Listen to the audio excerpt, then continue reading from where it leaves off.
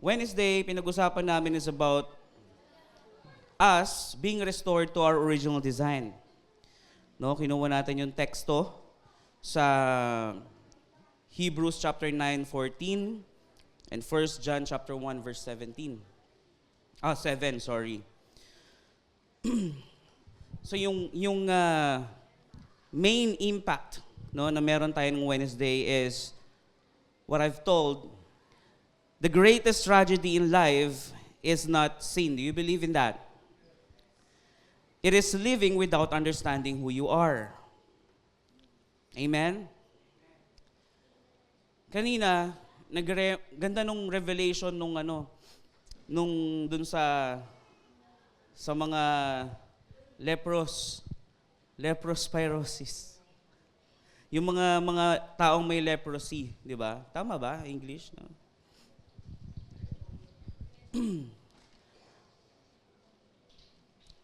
Pinagaling sila ng Panginoon, they've been restored. Tama?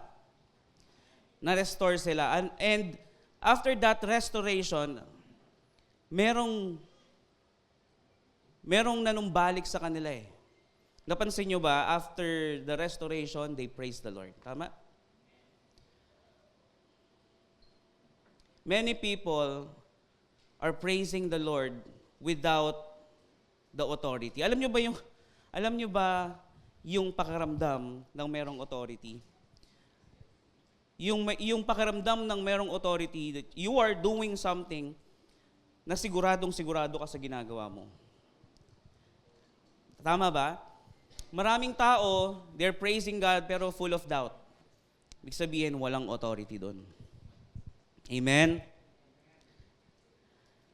So, yun yung revelation sa akin. That pag na-restore tayo ng Panginoon, talaga nagfo-fall tayo into praising Him and worshiping Him. Tama ba? That's just showing our gratitude to Him. Pero after that, sige, pag-usapan natin mamaya, after this recap, anong gagawin natin after the restoration?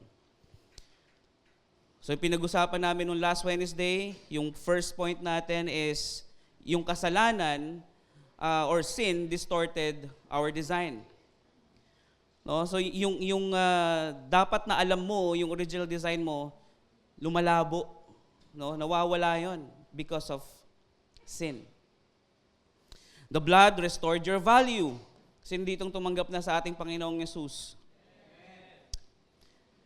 And yung last na point natin doon is you are already cleansed. When you accepted Christ as your personal Savior and Lord, you are now cleansed.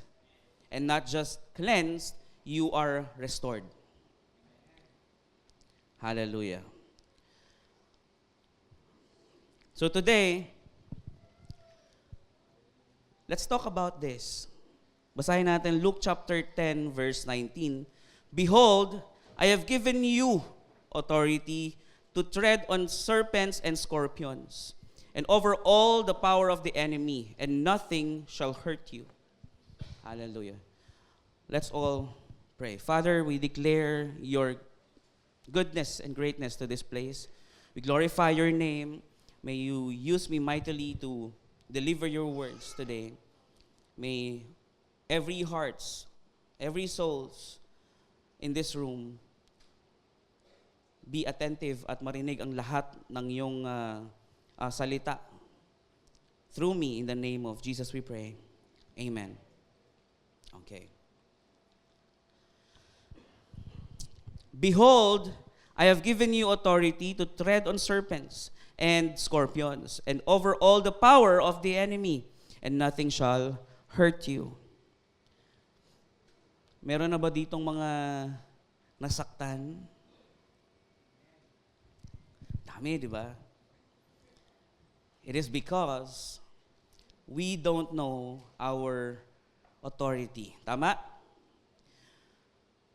So, ang pag-uusapan natin ngayong umaga is functioning in your restored authority. Right?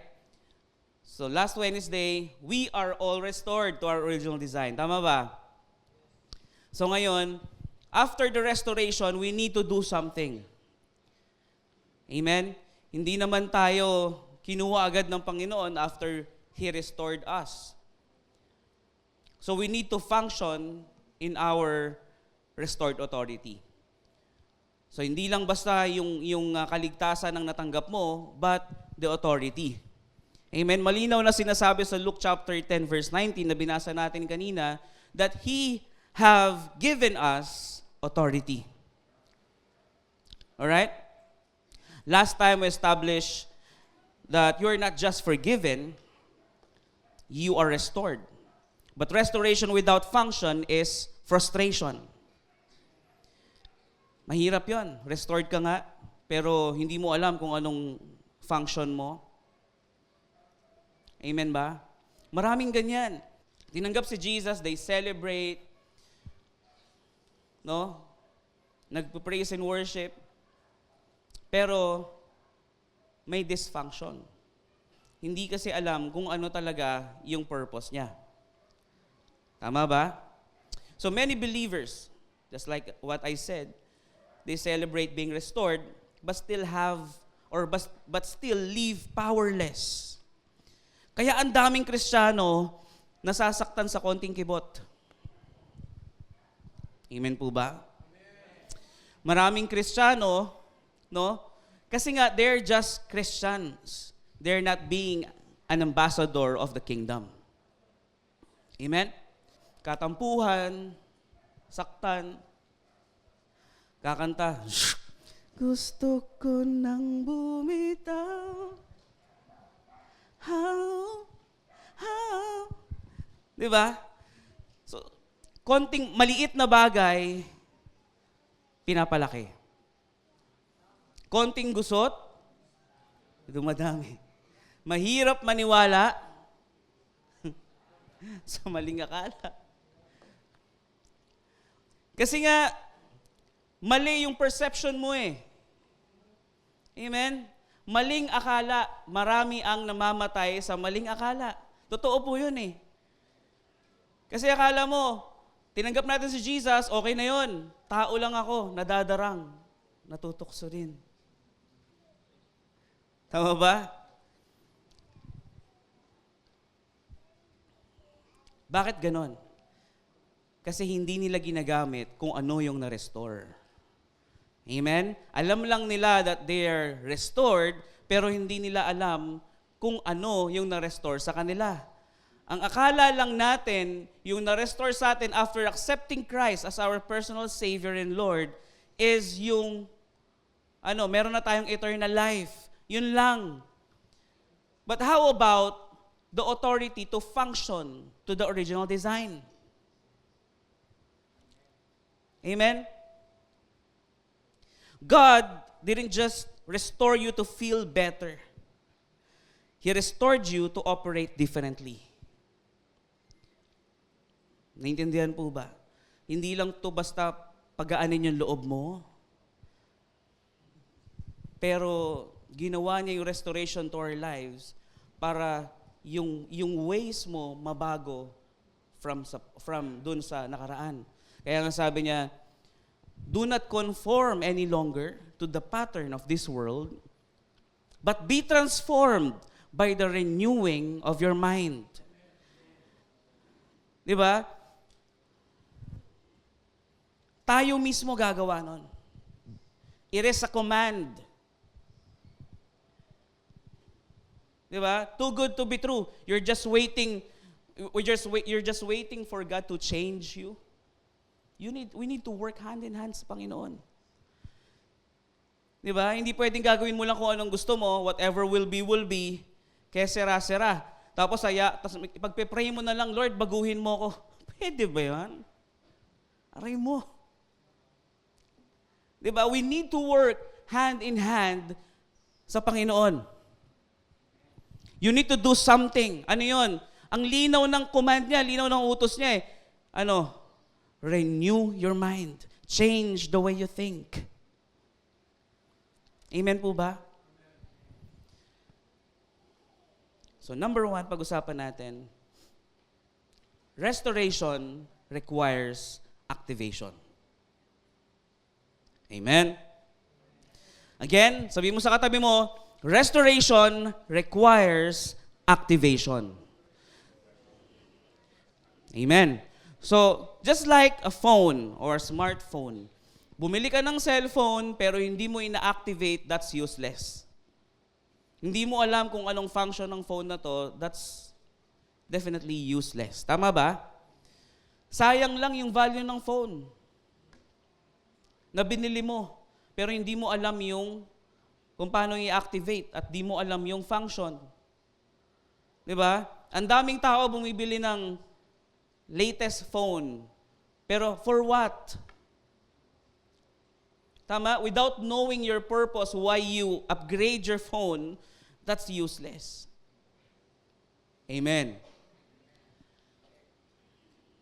Oh well, you can tell me na afford naman namin. Sige, andun na nga tayo sa afford natin eh. 'Di ba? But the thing is, ano bang purpose mo? Why you're upgrading? Nagloloko na ba yung phone mo? 'Di ba? Pero tayo, yung katauhan natin, patuloy na nagloloko pero hindi natin ina-upgrade. Amen ba doon?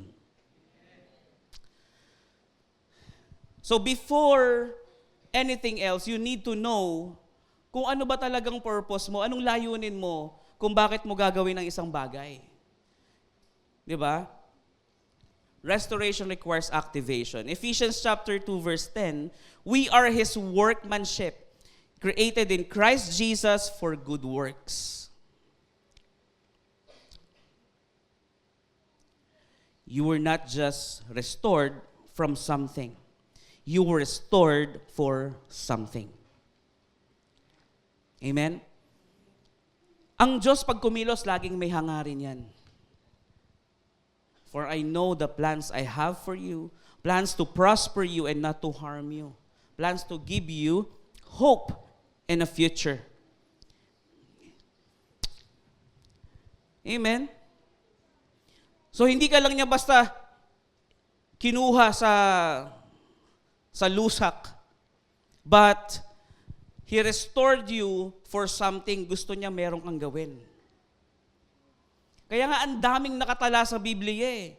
Ang dami nating guidelines how to live differently. Amen ba doon?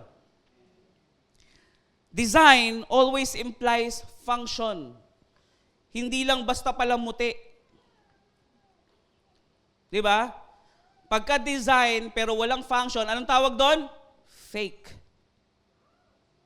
Dummy. Tama ba?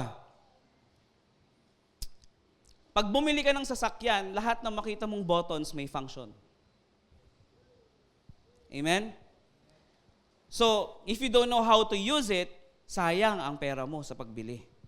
Bumili ka na lang sana ng mga lumang modelong sasakyan, tas, di ba, onti lang yung pinipindot. Amen po ba? So, we really need to know kung anong function ang meron tayo. Amen ba? Gaya nga nasabi kanina, bumili ka ng phone, pero halimbawa, ito padagdagan natin, bumili ka ng phone, walang signal, sayang. Diba? Di ba may mga ganong phone, yung mga imported, Wi-Fi use only. Nakakita ko ng ganyan eh, Wi-Fi use only, walang SIM card. Kasi hindi nagbabasa ng SIM card sa Philippines. Di ba? So, pwede mo siyang magamit, di ba? Pwede mo siyang magamit kasi Wi-Fi use eh. Pero yung full potential ng cellphone, hindi mo magamit. Di ba? Hindi mo ma-fulfill yung purpose. Hindi ka makatawag using the mobile number. Tama ba? So, puro Wi-Fi lang. So, hindi mo magamit ng maayos kasi nga, hindi siya designed dito sa Pilipinas. Naintindihan? Ang ganda revelation nun ah. Praise the Lord. So wag nating ipilit yung sarili natin sa kung di naman doon sa hindi naman pinapagawa ng Diyos sa atin. Hallelujah. Maraming believers, totoo, marami talagang believers na restored pero hindi activated. Tanong, do you want to be activated? Bakit? They are waiting on God when God is really waiting on them. No? Madalas inaantay natin ang Diyos. Pero ang totoo niyan, ang Diyos lang nag-aantay. Anak, kumilos ka. You need to stand. Tama ba?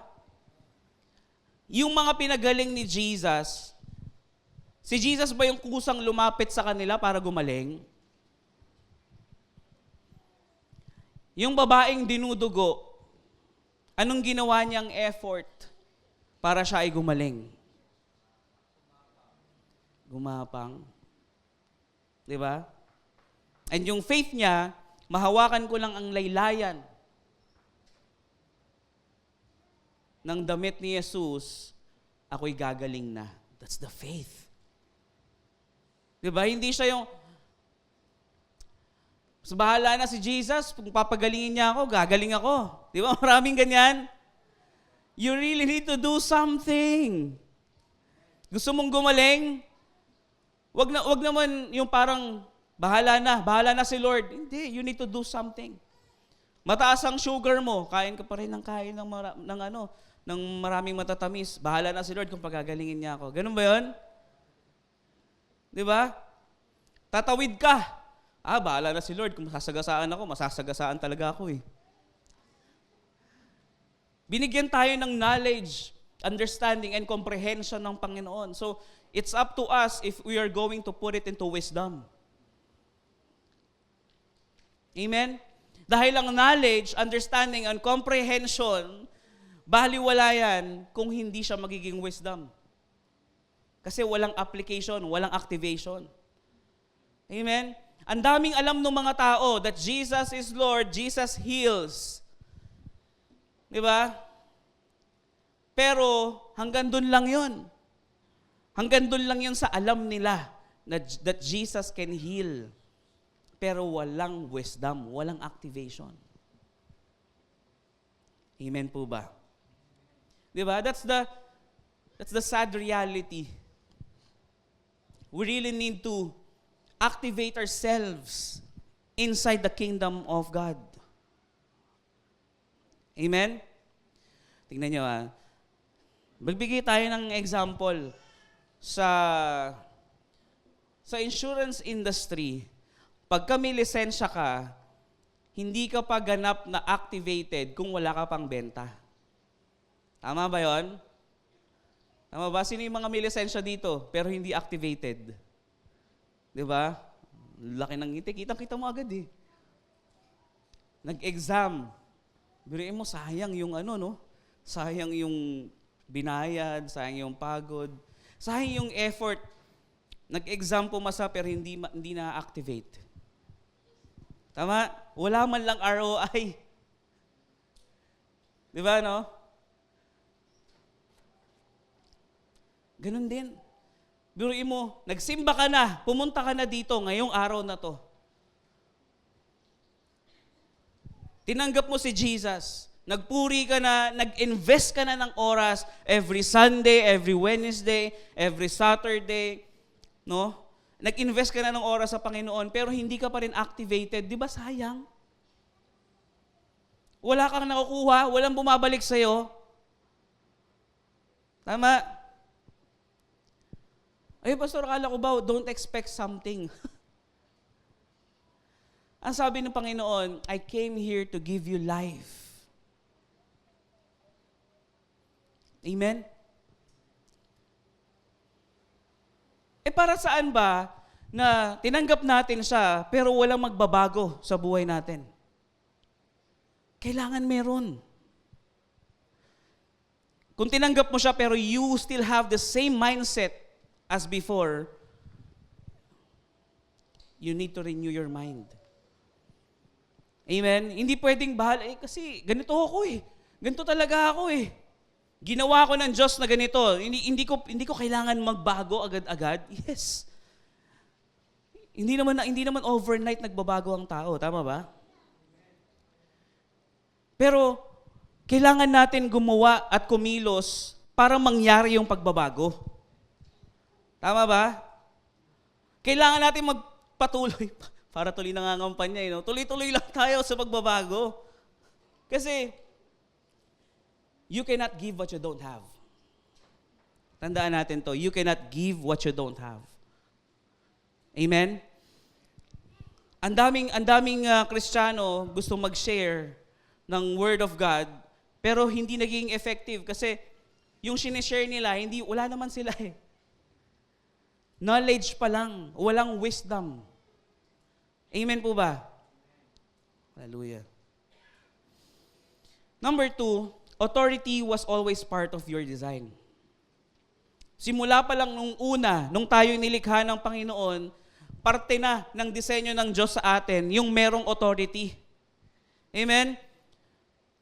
Take note of that. Yung binasa natin kanina sabi, I have given you authority. Hindi niya sinabing, I shall give you or I will give you. Ang sinabi niya, I have given you. Ibig sabihin, meron ka na. Ang problema, ang tao, pag tinanggap si Jesus, malinaw na sa kanya that Jesus Christ is Lord. Pero ang problema nga natin, ganito, Lord, please give me authority. Meron ka na nga eh. Hindi mo lang ina-activate. Amen? Pansinin niyo, yung mga successful na Kristiyano sa pagdating sa kanilang mga trabaho, negosyo, or whatsoever, if you can see them successful sa ginagawa nilang career, it is because nalaman nila yung hack. Hello? Alam na nila, may ano eh, kumbaga sa ibang tao, ang tawag nila dyan, cheat code. Di ba sa GTA, meron tayong cheat code? Ano? Hesoyam? Di ba? Pwede mo bang sabihin cheat code yon kung ever since nandun na sa system yon? Hello? Is there any revelation na natanggap nyo ngayon? Yung Hesoyam, nandun na sa system yon. It's just that, alam lang nung player kung paano gamitin yon.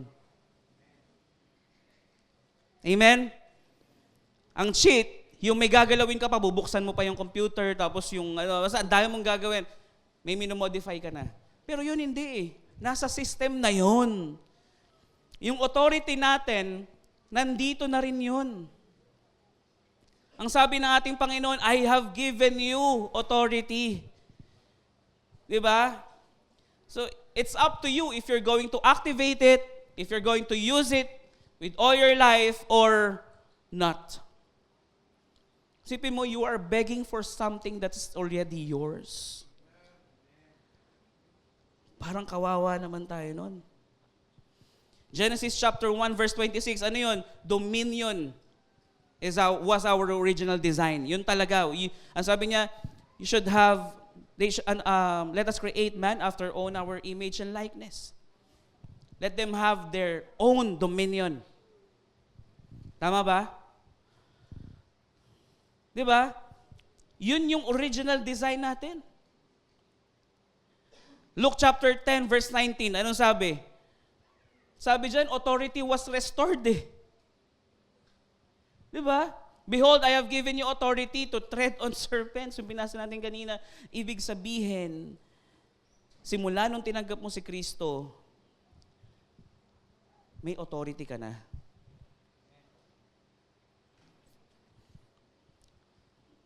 Sa totoo nga lang, mga kapatid, kahit yung mga hindi mananampalataya, nakikita mo yung lagi nilang pinopost sa social media, basta maniwala ka lang, kilusan mo, maniwala kang kaya mo. Tama? Walang biblical concept. Walang biblical verse na sinasabi, pero yung prinsipyo nandun eh, yung konsepto nandun. Biruin mo yung iba, yung mga unbelievers nagagamit yon, tayo hindi. Hello? Yung iba na-enjoy yung binigay na authority ng Panginoong Yesus, pero tayo, the what so-called Christians, nananatili pa rin nakatungo na ganyan. No? Lord, please give me authority. Lord, please give me this. Please give me this. Lord, please let me do this. Oh my. All we need to do is to activate what has been restored.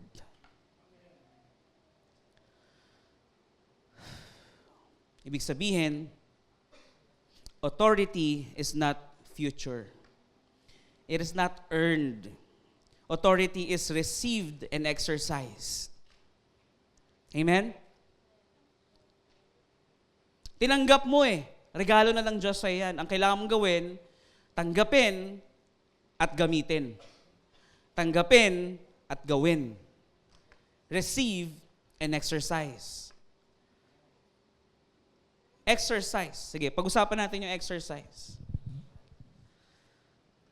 Binigyan ka ng membership sa gym. Yung isa, ginamit. Ginamit ng ginamit. Yung isa, hindi ginagamit. Naka-lifetime membership pa nga ni. Di ba? Pero hindi ginagamit. Halimbawa, sino ang mas nakikinabang? Yung gumagamit. At habang ginagamit ngayon, na-exercise niya, na-enhance yung kanyang katawan. Tama? Habang ine-exercise mo yung authority na binigay sa'yo, na-enhance. Pansinin mo, ang daming mga matataas ang pananampalataya ng mga na tao or mga pastor or mga follower ni Jesus. Kahit sila Peter eh. Isipin mo, anino na lang nila. Madaanan lang ng anino nila. Gumagaling yung may sakit. Ganong katinding level yun. Amen?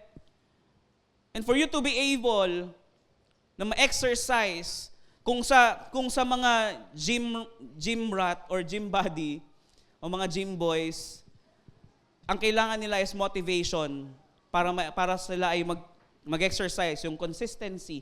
Tayo, ang kailangan natin is the Holy Spirit. Amen? And then when you exercise it, every now and then, yung authority, na-enhance din. Dati, you're always begging for something. Ngayon, isang declaration mo lang, nandyan na. Gusto nyo ba yon? Imposible ba yon? Imposible ba yon? Hindi imposible yun eh. Sabi ko nga sa inyo, yung tinetestify ko si Pastora Rossini, na-bless talaga ako sa buhay nung pastora na yon kasi sabi niya, I am capable to buy a car. Kaya ko naman eh. Pero I choose not to buy. I choose not to have one. Kasi matanda na ako, sabi niya, ayoko na nag-iisip ng maintenance, ayoko na nag-iisip ng kung ano-ano. Kasi I believe, pag kailangan ko naman ng masasakyan, God is always there to provide for me. Diba? Lagi na lang ganun. Pag tuwing lalabas siya, tapos sabihin niya, mainit. Parang ang hirap maglakad nito. Or parang ang hirap mag-commute nito. May biglang lalabas. May biglang dadaan sa harapan niya. Pastora, saan po kayo? Sabay na kayo. Diba? Ibig sabihin, na-enhance na yung authority niya eh. Tama ba? Paano yan pag merong masamang ehemplo or masamang elemento na humarap sa'yo? Anong gagawin mo? Di ba? Napapractice mo yung authority mo? Lumayas ka in Jesus' name! I rebuke you! Di ba? Yung ganyan tayo? Tama? Isipin nyo, bakit doon lang natin ginagamit yung authority? Bakit sa mga ibang bagay hindi natin ginagamit?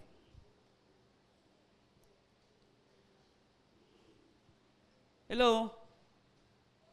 Tignan mo, ano bang pinagkaiba nung ikaw ay nanghihingi ng provision sa'yo sa trabaho mo, halimbawa, at saka nung nagre-rebuke ka ng masamang espiritu? Di ba you are exercising authority? Tignan mo pagka may masamang espiritu, grabe yung pressure, di ba? Kasi syempre halo, may takot ka din eh. Pambihira, parang naglalakad siya sa ceiling, di ba? Naglalakad sa ceiling, upside down. Nung nagiinip ako, ganun, nire-rebuke ko. Nire-rebuke ko siya. Sabi ko, Lord, pastor ako, di ba? I rebuke that. I rebuke you. Huminto. Siyempre, panaginip, di ba? Huminto. Tapos, Lord, bakit huminto lang? Ba't di siya bumababa? Hindi pa siya fully rebuked. May doubt pa eh. Pero, yung pakiramdam nang nagre-rebuke ka, nape-pressure ka. Andun yung ano ba tawag doon? Adrenaline mo. Di ba? I rebuke you, in Jesus' name, lumayas ka! Andun yung urgency mo na lumayas yung masamang espiritu, tama? Pero, pag nagdadasal tayo, o pag may hinihingi tayo, pag meron tayong kailangan, provision. Lord, please give me provision. It seems like we're begging for that, and samantalang nasa atin na yung authority. Tama ba? Hello? Ibig sabihin, Pastor, hindi na tayo magdadasal. Ang pagdarasal is our way of communicating with the Lord. Communing with the Lord, di ba? Kaya nga sabi, kung magdarasal ka, isara mo yung pinto, makipag-usap ka sa Panginoon sa loob ng iyong silid. Di ba? Hello? Amen? Hindi sinasabing huwag ka na magdasal. Pero if you're exercising your authority, Lord, I need it right now. I really need it right now. Alam mo, kung alam naman ng Diyos na kailangan mo talaga, ibibigay naman niya yun eh. Di ba? When you are exercising your authority, imposibleng magkaroon ka ng gusto na hindi mo naman talagang kailangan at hindi makakaluwalhati sa Kanya. Definitely, yung mga ide-declare mo with your authority that has been vested to you, ay in line pa rin sa kalooban ng Panginoon. Tama? Ito isang rema sa akin to eh. If you want to get rich, pray for others. Declare for others. Di ba? Kasi ano yun eh, pag lagi mong pinagdarasal na puro sa akin, Lord, sige na, bigyan mo ako ng ganito, lalong lumalayo. Kasi you are full of yourself. Tama? Ang totoong successful, masaya ka sa success ng iba. Hindi ka naiinggit. You are so happy and you're so glad pag nakita mo yung kapatid mo, yung kaibigan mo umaangat sa buhay. Di ba? Kaya ang napansin ko, the more I pray for others, the more I declare for others for their success, the more God is blessing me for favor. Hello? And provision. Gusto niyo yun? Pag gusto mong gumaling, lay your hands on the sick. They shall recover, sabi ng Panginoon. Pambihira, yung iba pinag-pray mo na, tapos imposibleng hindi ka gagaling. Tama? Kasi yung healing, yung power of healing, dadaan sa'yo yun. Kasi ikaw ang nagpatong ng kamay. Hello, naging vessel ka. So pag nagiging vessel ka, mas lalo kang lumilinis. Wow, ganda na revelation nun ah. Amen po ba? Hallelujah. Number 3, your life should provoke a response. No, Romans chapter 8 verse 19, for the earnest expectation of the creation eagerly waits for the revealing of the sons of God. Creation is not waiting for church attendance. Creation is waiting for manifestation. Hello? There should be evidence that you are restored. Dapat talagang nakikita sa buhay mo that you are restored.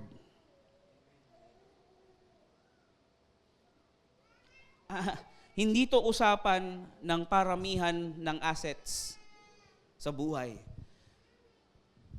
Ang sabi ng Panginoon, love your neighbor. Love one another. Di ba? Love one another. And by this, the people will know that you are my disciples. So we should love one another. Amen po ba? Kailangan merong evidence that you are restored. Pansinin nyo, at ilagay nyo sa puso, ilagay natin sa puso natin, that when you walk into environments, darkness should feel threatened. Diba? Kasi you are restored. Confusion should begin to break. Diba? Nawawala na yung mga confusions, nawawala na yung mga what if. No? Order should begin to form. Amen? Ito yung mga evidence that you are already restored. Nagkakaroon ng kaayusan, nagkakaroon ng gawa ng kaaway, nagsishaken. Tama?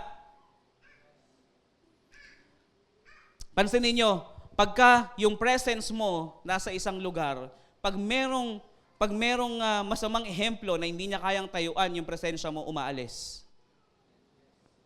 Hello? Tama? Kahit yung, halimbawa, merong masama ang loob sa'yo, may kaaway ka, wala ka namang masamang tinapay. Tama? So pagka dumarating ka, siya yung hindi niya kinakaya. Dalawa lang ang pwedeng mangyari. Either makipag-reconcile siya sa'yo, or aalis siya. Tama ba mali? May mga ganong senaryo no? So, not because of who you are naturally, but because of who you represent. Kasi kung sarili lang natin ang titignan, sino ba tayo? Di ba? Kaya nangyayari yung manifestation ng restoration sa buhay mo is because you are representing the kingdom of God. Pag merong isang malakas na kingdom, pumunta sa isang lugar, merong representative, yung isang sobrang lakas na kingdom, pumunta sa isang lugar, at kilala niya yung kingdom na yon, nanginginig yan. Diba? Ano pong kailangan nyo? Tama? Kaya nga, yung mga masasamang espiritu, pag nakikita tayo, nanginginig. Kasi alam niya kung sinong nare-represent natin. Amen? Pero pag friends kayo with the enemy, ibig sabihin, iba yung nare-represent mo. Amen? Hallelujah. Praise the Lord. Madalas nakakapanood ako nung kilala niyo ba yun? Alam ko na-share na natin yun di ba? Yung anong matawag dun? Lumutang ko na. Ano ang pangalan nun? Yun, di ba? Nakalimutan namin parehas. Pero, lagi siya role playing nang siya lang mag-isa Siya lang mag-isa. Kunyari siya si God, tas yung isa anak niya, tas yung isa yung angel. Di ba? Na parang tinutokso ng kaaway yung Christian. Yung angel susugod na. Pero sabi ni God,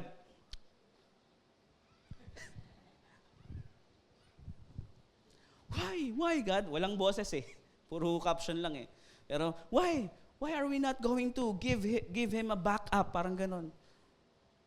Just watch. Ganun kalaki tiwala ng Diyos sa atin no? Kaya hindi porket hindi nagiging okay ang lahat sa isang iglap, ibig sabihin iniwan ka na ng Diyos. Ibig sabihin lang nun, ganun kalaki tiwala niya sa'yo. That you can overcome that. Kasi you are representing the kingdom Wala namang mahinang representative ang kingdom ng Panginoon Hello? Sabi mo sa sarili mo, I am representing the kingdom of God. Yan. Dapat lagi mong yan dapat yung maging mantra mo na. 'Di ba? Tuwing pagising mo sa umaga, ano yung mantra mo? I am representing the kingdom of God. 'Di ba? I will not lack because I am a citizen of the kingdom. Tama? Para ka nasa green pasture, lahat ng pangangailangan mo na provide. Hallelujah. Ang shepherd, hindi nag-iisip kung ano ang kakainin niya para bukas. Dahil inaalagaan sila ang sheep pala, sorry. Dahil inaalagaan sila ng shepherd. Amen? So kahit saan mo ihalin tulad yan, we are well provided. Nasa atin na lang yan kung i-activate natin yung authority na meron tayo or hindi. Number 4, this is last but not the least. Stop asking for what you already have. Please. Stop asking for what you already have. If you're asking for something na parang ang tagal, ibig sabihin you're not ready yet for that something. Huwag mong ipilit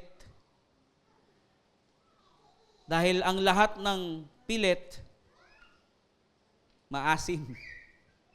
Di ba? Mapakla. Yung hinog sa pilit. No? Many prayers today are so unnecessary. Ano yung mga yon? Lord, give me peace. Lord, please, bigyan mo ako ng kapangyarihan. Di ba? Lord, be with me. Ang Lord nakatingin sa'yo, andito naman ako eh. May peace ka na eh. Ang problema, nasa iyo na yung peace pero mas pinipili mo pang hindi magkaroon ng peace. Kasi nasa iyo yung control. Nasa iyo yung authority kung anong iisipin mo at kung anong hindi mo iisipin. Mambihira, oh. May peace, sabi ng Panginoon, my peace I give to you. Sabihin, meron ka na.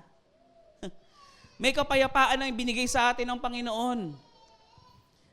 Ang problema, ang tao, nag-e-enjoy pag iniisip yung problema. Aminin natin sa hindi. Tama ba? Para bang may nakatapat na camera sa kanila, tapos kinukunan yung emotion nila.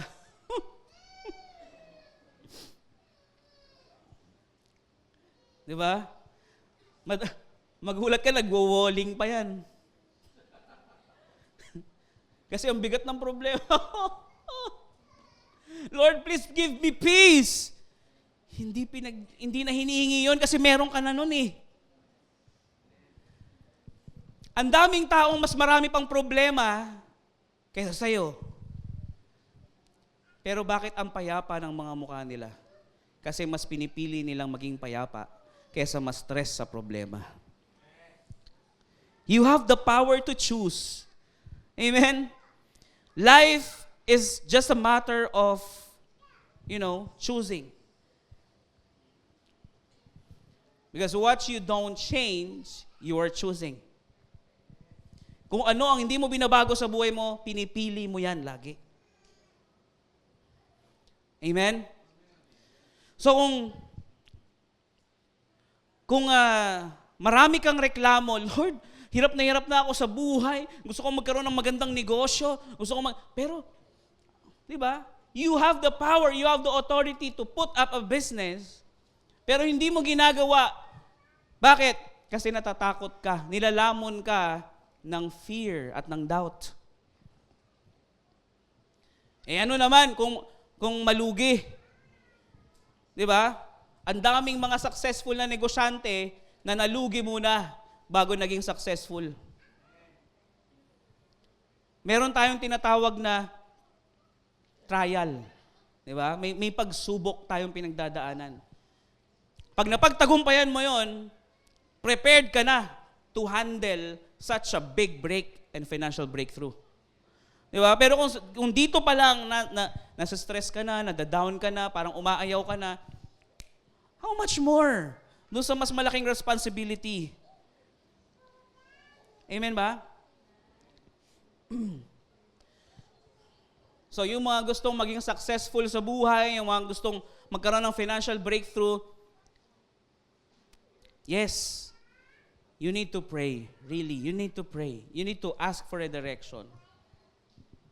Pero, kung binigyan ka na ng vision, pinakitaan ka na ng Panginoon ng idea, pero hindi mo ginawa. Bakit? Kasi may doubt. Baka mamaya, hindi maging successful eh. Wala akong puhunan eh. Paano kaya magiging posible na itayo itong negosyong to? Di ba? Meron tayong tinatawag na season, pambihira. Di ba? Amen ba doon? So stop begging for something that you already have. We are representing the kingdom and yet you are begging like a beggar? Oh my goodness. Royalty ka nga eh. Binigyan tayo ng dominion ng Panginoon eh. Hindi na uso yung, Lord, paramdam mo, mahal mo ko. Hindi ba? Hindi na uso yun. Kung hindi mo maramdamang mahal ka ng Diyos, ibig sabihin, pinipili mong hindi maramdaman. Pag nararamdaman mo na ayaw mo na magsimba, hindi totoo na ikaw yan. Pag feeling mo ayaw mo na magsimba ka lalo. Yun ang lagi kong sinasabi. Pag feeling mo hindi ka kamahal-mahal, maging kamahal-mahal ka. Pag feeling mo hindi mo na kayang mahalin yung katabi mo, lalo mong mahalin. I love you! Hype ka. Diba? Nakukuha niyo po mga kapatid? It is not about how unfair God is. It is about you always choosing the wrong one. Lagi nating pinipili yung, yun, sa totoo lang mga kapatid, ang tao may problema, pero nag-e-enjoy naman siya. Nag-e-enjoy siya na, alam mo yun, yung kinakawaan siya ng ibang tao. Uy, kawawa ka naman. Di ba? Okay na yun. Minsan mo maramdaman, pero huwag ka naman bumabad because there's a time for everything. And a season for every activity under heaven. Amen po ba? Hallelujah. So instead of begging, start believing and enforcing. Enforce the authority that you have. Prayer is not just a petition. It is alignment with what has already been established to you. Ayun ang prayer. Hindi lang basta pure petition lang. Ang prayer, dadako ka sa panalangin at tatanungin mo, Lord, Panginoon, ano ba ang nais mong gawin ko? Di ba? Maaari lamang. Kung maaari lamang, Lord, alisin mo sa akin ang sarong ito. Pero kung wala akong magagawa, kung anong kalooban mo, siya ang masunod. Di ba? Even Jesus cried. Even Jesus Christ prayed. Amen? Nakipag-bargain din naman siya eh. Pero, the Lord will always prevail. Hallelujah. May natututunan ba tayo? Restoration gives you identity. Tama? Nung hindi ka pa nare-restore, wala kang identity. Confused ka. Amen ba? But authority requires responsibility. We really need to be responsible sa lahat ng actions na gagawin natin. Amen? Kasi may authority na tayo eh. Hindi pwedeng isigaw-laki na lang. No? It's not about luck. It's always God. Nabasa ko lang yan doon sa damit ni Paeng kanina. Kaya sabi niya kanina, it's not about you. Sabi niya sa akin, oh yeah, it's about God. God will not enforce what He has already authorized you to handle. Don't ask God to enforce something that you already have the authority. Amen? May authority ka na dyan eh. Ano ka pa, beg ka pa ng beg, Lord, sige na please. Ha? Diba, I already give you an authority to do that?